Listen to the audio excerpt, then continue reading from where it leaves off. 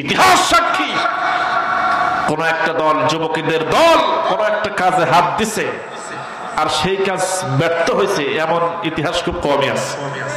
কথা বলো ঠিক? যুবকরা যেই কাজে হাত দেয় সফল না বিফল? বেশিরভাগ ক্ষেত্রেই সফল। ব্যর্থতার খবর আমার জানা নেই, থাকলেও খুব কম। আজকে সেই যুবক ভাইরা গার্লফ্রেন্ড নিয়ে ব্যস্ত। কথা বলো ঠিক? যুবতীরাও কম না, বয়ফ্রেন্ড নিয়ে ব্যস্ত। দেখেন, এর মাঝখানে বলে নেই, মা বোনেরা হয়তো বলবেন যে হুজুর তো ওয়াজ করেই যাচ্ছে, আমাদের তো কিছুই বলে না। এই যে আকিমুদ্দিনের কথা বললাম, এটা খালি পুরুষদের কাজ না নারীদেরও কাজ? ইসলামের জন্য, ইসলামকে প্রতিষ্ঠার জন্য সর্বপ্রথম জীবন যিনি দিয়েছেন, পুরুষ না নারী? সবাই বলেন, নাম কি বলা যাবে? সুমাইয়া রাদিয়াল্লাহু তাআলা। এবং আমার নবীজি ঈমানের দাওয়াত, কালেমার দাওয়াত সর্বপ্রথম যাকে দিলেন তিনি পুরুষ না নারী? নাম কি বলা যাবে? খাদিজা রাদিয়াল্লাহু তাআলা। আম্মাদান খাদিজা রাদিয়াল্লাহু তাআলা প্রথম মুসলমান নারী। তাদের অনেক অবদান, যুদ্ধের ময়দানেও নারীরা তরবারি ধারণ করেছেন। সুবহানাল্লাহ। আমি আসবো সে ঘটনা। আজকে যুবক ভাইরা দেখেন গার্লফ্রেন্ড নিয়ে ব্যস্ত, কারণ এই যে মোবাইল আসার পরে আরো বেশি অসুবিধা হয়েছে। কথা বল ঠিক? যেমন উপকার তেমন অপকার। যুবক ভাইরা মাসে যে কয়টা ছেঁকা খায় আল্লাহ ভালো জানে এই ফেসবুকের দুনিয়ায়। কারণ নারীরা তো আজকে এমন ধরনের বিউটি পার্লার নামছে, 50-60 বছরের একজন মহিলা ভিতরে ঢুকতেছে, 1 ঘন্টা পরে বেশ বের হয়ে আসতেছে, মনে হয় যেন 16 বছরের যুবতী। কথা বলে ঠিক? ওই যে 1 ঘন্টা পরে বের হয়ে আসলো 16 বছরের যুবতী হয়ে, বের হয়ে মোবাইলে একটা সুন্দর করে সেলফি উঠে নতুন একটা ফেসবুক অ্যাকাউন্ট খুলে ছবিটা দিয়ে দিল প্রোফাইল পিকচার।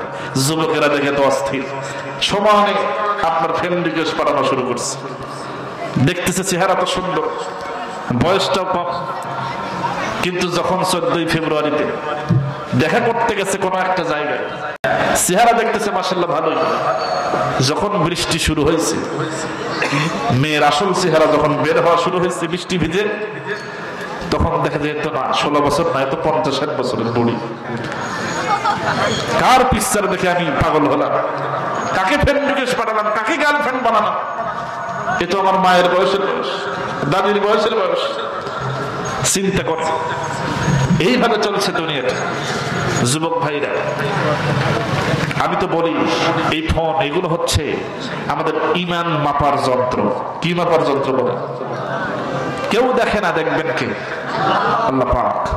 যুবক ভাইদেরকে এজন্য বলবো, আগে নিজেদের ক্যারিয়ারকে গঠন করুন, ভালোভাবে পড়ালেখা করুন, একটু প্রতিষ্ঠিত হন, দেখবেন কোনো গার্লফ্রেন্ড লাগবে না। গার্লফ্রেন্ডের বাপ মা আত্মীয় স্বজন আপনাকে খুঁজে বেড়াবে। কথা বলেন ঠিক? কিন্তু এই অবস্থায় যদি পড়াশোনা নষ্ট করে, তাদের পিছনে সময় নেয় অযথা, একটা সময় দেখবেন শেষ সময়ে গিয়ে হয় আপনার অটো বাইক, ইজি বাইকের ড্রাইভারি করা লাগবে, না হয় দিন মজুর হওয়া লাগবে, না হয় রাজমিস্ত্রি হওয়া লাগবে।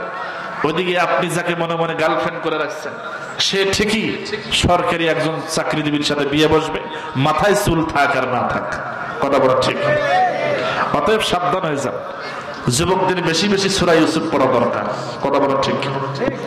আল্লাহ পাক যুবকদেরকে ইউসুফ আলাইহিস সালামের মতো চরিত্র দান করুন বলছে। আমি যুবতী বন্ধুদেরকেও বলে যাব, খোলামেলা হয়ে চললে মনে করতেছেন যে প্রশংসা পান, সবাই খুশি হয়, সবচাইতে বেশি খুশি হয় শয়তান।